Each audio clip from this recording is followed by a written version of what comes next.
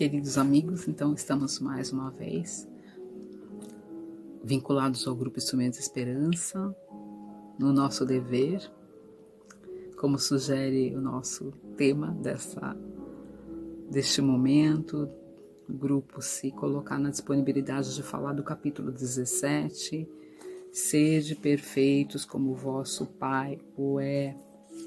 Já falamos das características da perfeição, do verdadeiro homem de bem, da parábola do semeador, e agora nós vamos para o dever, uma instrução dos espíritos, do espírito Lázaro, País, 1863. Já agradecendo a nossa querida amiga Anne Afonso, companheira de ideal, Sérgio Magri, sempre se colocando à disposição de colocar o piano para nossas músicas, para a alegria da nossa música. Marcelo, meu companheiro, que também se disponibiliza a fazer a nossa prece com o violino, que tanto eleva os nossos sentimentos. Deus, venho te agradecer o pão que não tem faltado à minha mesa, o agasalho com que cobres o meu corpo, a água que me banha e sacia minha sede, a amizade dos meus amigos, a fé que alimenta a alma. Principalmente agradeço a força que me dá. Agora compreendo que contigo junto a mim não existe nenhum problema que eu não possa resolver. Obrigado pelos meus problemas, que eu veja neles a tua mão que me ensina a viver.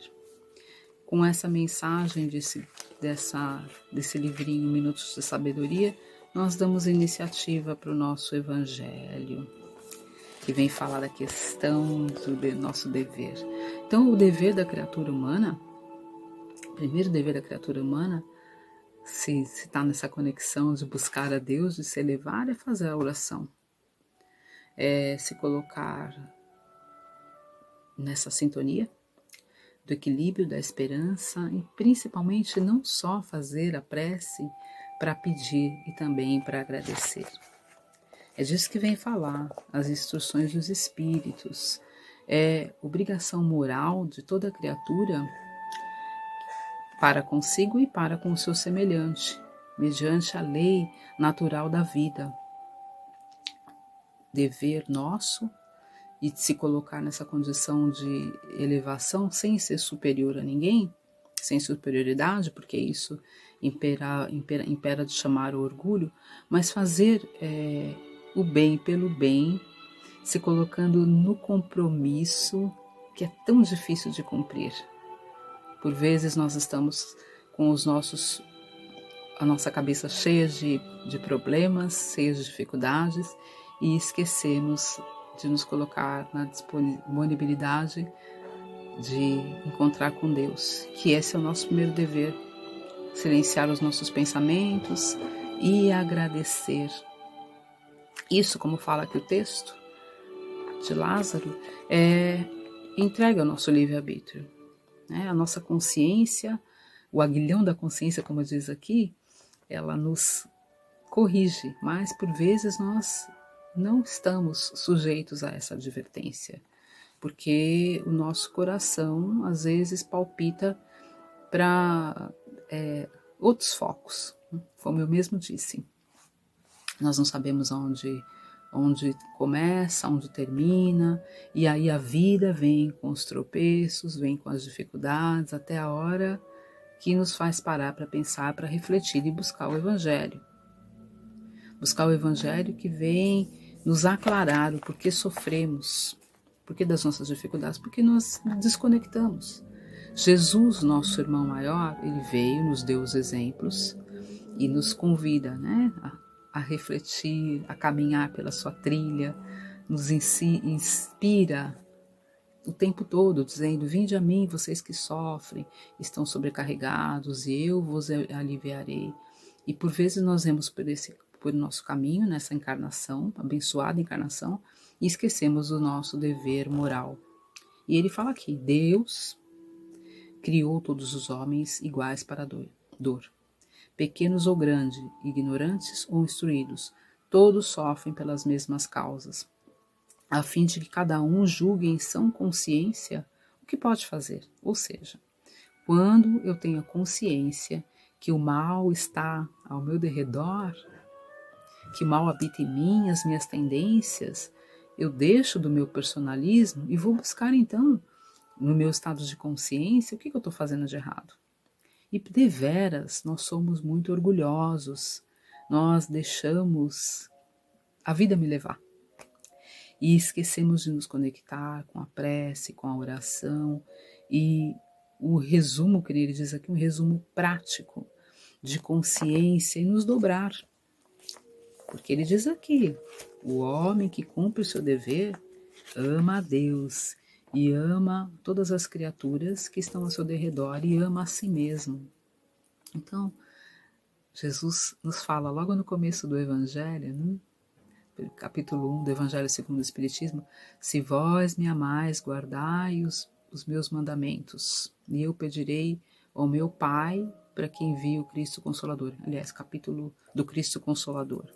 Então, Jesus nos inspira e manda o seu Filho único, maior para nos dar os maiores exemplos e mostrar o caminho que devemos trilhar, e nós esquecemos de aproveitar a nossa encarnação. E aqui, no Livro dos Espíritos, ele vem falar na questão 167.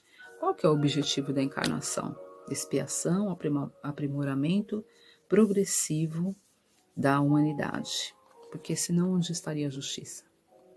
E por vezes nós esquecemos do nosso compromisso, do nosso dever, porque ainda estamos muito vinculados a olhar com os olhos da matéria, o ter, vamos às posses, os nossos olhos brilham para as coisas do mundo e o homem sofre porque se liga nesses infortúnios da matéria, onde ele se desequilibra por conta de não ter, em detrimento do ser.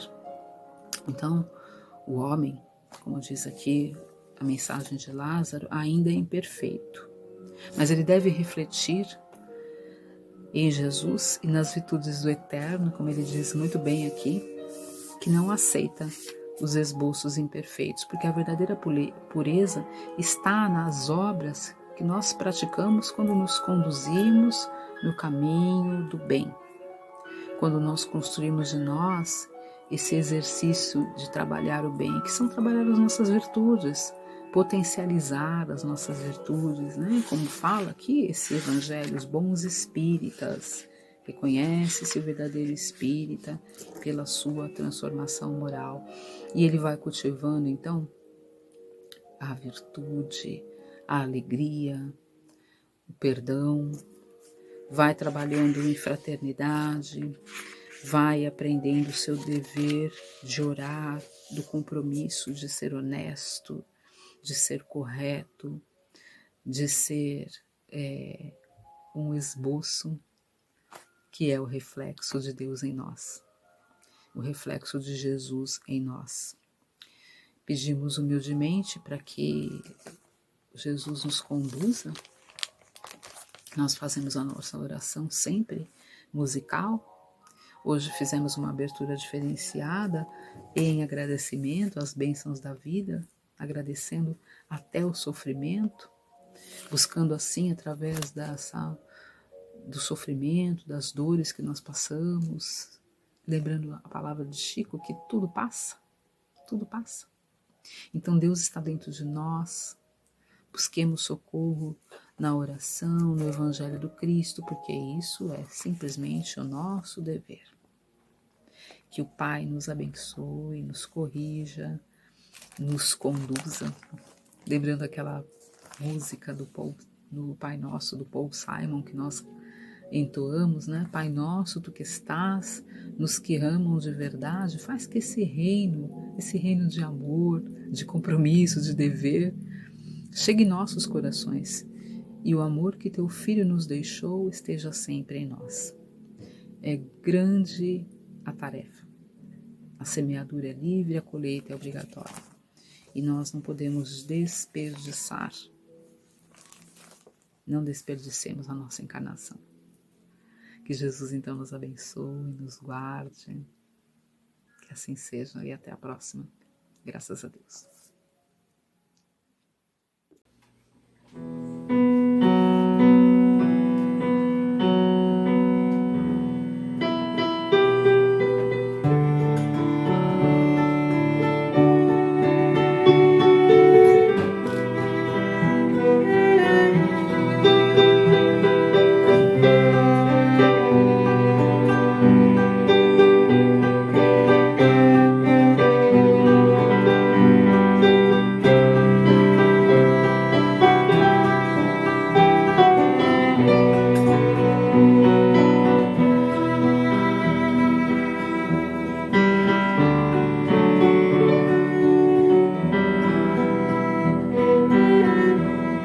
Pai nosso, tu que estás nos criamos de verdade,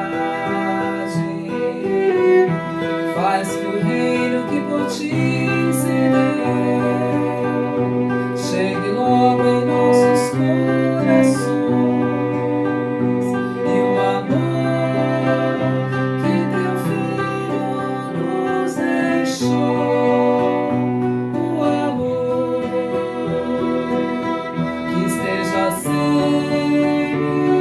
em nós,